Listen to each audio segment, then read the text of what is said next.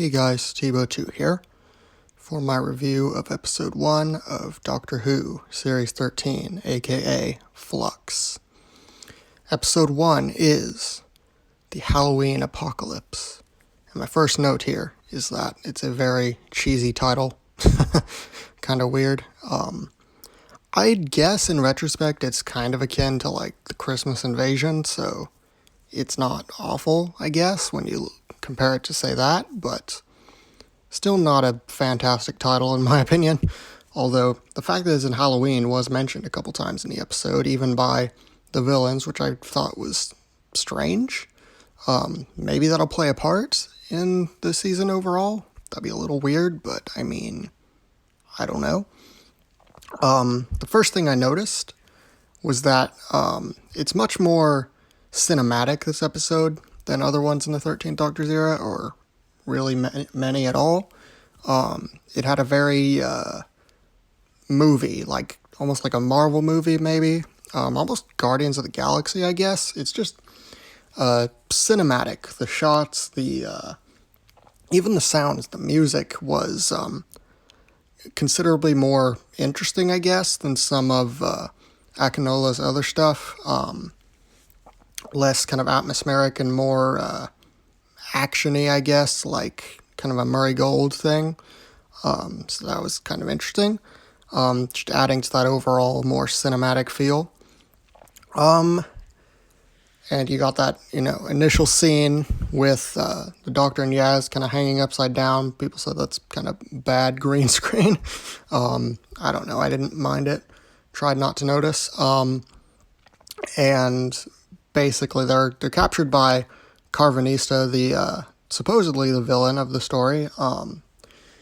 And yeah, it's basically the Doctor's revealed to have been kind of on his tail, and Yaz wants to know why. And what I liked about Yaz in this episode, she's a lot more assertive, I guess, especially in the scene where she's kind of rescuing Dan, but we'll get to that.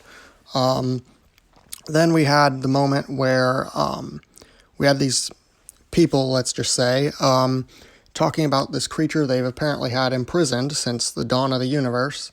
And the creature is one of those skull creatures, kind of skull and crystal creatures from the trailer, which I theorized would be maybe the Ravagers, but we don't know necessarily.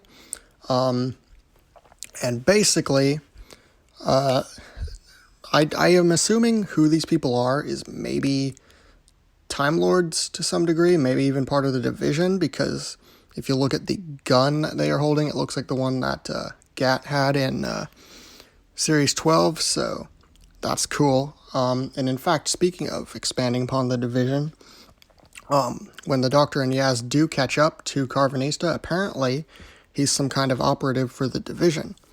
So that's awesome that they're kind of delving into the whole Timeless Child thing more for Series 13, which is what I hoped they would do, not just forget about it.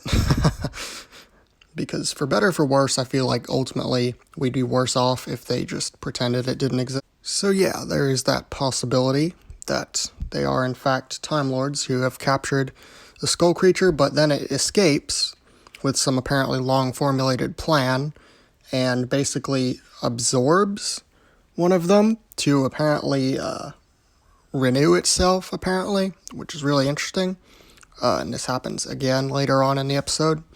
Anyway, this is about the time we meet Dan for the first time, and he seemed like an entertaining character, kind of quirky, kind of back-talking a little bit, certainly had a bit of background behind him, so that's very interesting. And then he gets approached by Carvanista again, the dog-like, Chewbacca-like creature, which I just find so funny. And then Dan even comments on this. He's like thinking it's someone in a Halloween costume.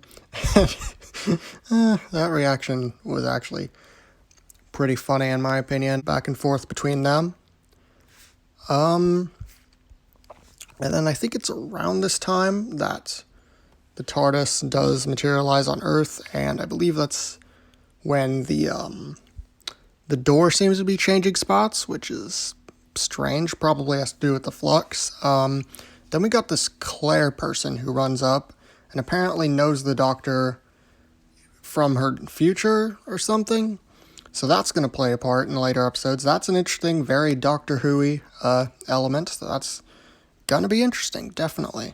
Then we cut back to Dan being captured by Carvanista, and yeah, Dan's very perceptive about what's going on, like, you haven't killed me yet, so surely you must need me alive, that kind of thing, which I know is a bit typical of a character to say, but I mean, for just an ordinary guy, it's pretty perceptive and almost like Doctor-like, which I liked that quality about him. Okay, there was a couple of scenes in this in which the Doctor hits the console with the mallet that the 10th Doctor did sometimes, so that was a neat little reference. And then just back to the Doctor being all secretive about what her intentions are by tracking down Carvanista, and Yaz is very defiant, wondering what's going on. And again, I just feel like Yaz just has more to her this episode and hopefully throughout the series. And that's very nice because a lot of people complain about Yaz just kind of being a nobody. Then a weeping angel shows up, and I mean, I'm just sounding like stuff just coming out of nowhere, and if I'm honest, a lot of stuff does just kind of come out of nowhere, a lot of elements that'll probably get fleshed out throughout the series. So yeah, weeping angel just kind of shows up and zaps Claire away. So yeah, weeping angels already, yay, except it's a little bit random, but anyway. And then we meet that vendor guy, who apparently was a special guest, which was a little anticlimactic. But anyway, we meet him. He's just kind of an ordinary guy. He's been stationed on this observation outpost or something, which apparently is called Rose, which was probably an intentional reference to, well, we all know what.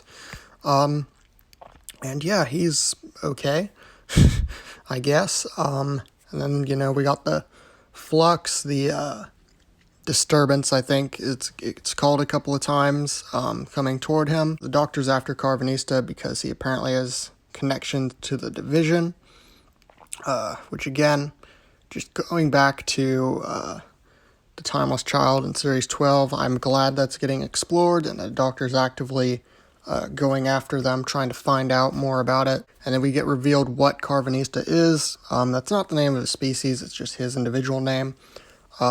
And his species apparently is doing some kind of species recall, I think he says, of the humans. They're each assigned to a specific human. He had Dan, that's why he went and captured Dan. And apparently, they're saving the humans from the Flux, and that is the first time the Doctor hears of the Flux. What is the Flux? Apparently, it disrupts whatever it touches, and is going to basically eat the whole universe, effectively, so that's big, universe-wide threat. And then we get the Sontarans. And again, just like the Weeping Angels, just random things thrown in there out of nowhere, and it's probably, again, all going to get cleared up by the end of the series. The Sontarans, basically, it's established they know about the Flux, and they like what it's doing. It's causing, chaos and destruction and warfare throughout the universe.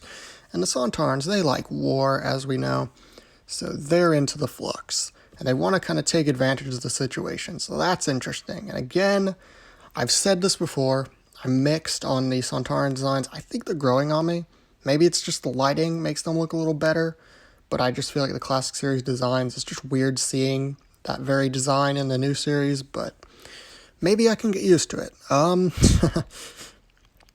And my final note here, the Doctor once battled the Skull People, possibly Ravagers, as I say.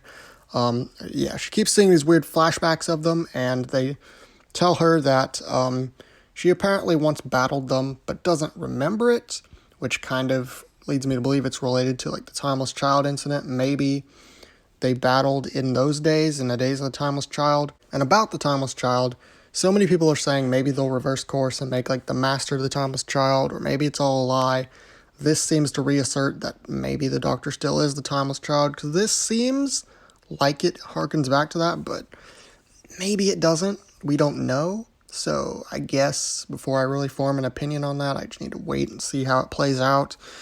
Personally, I hope the Doctor's not the Timeless Child, but we'll see.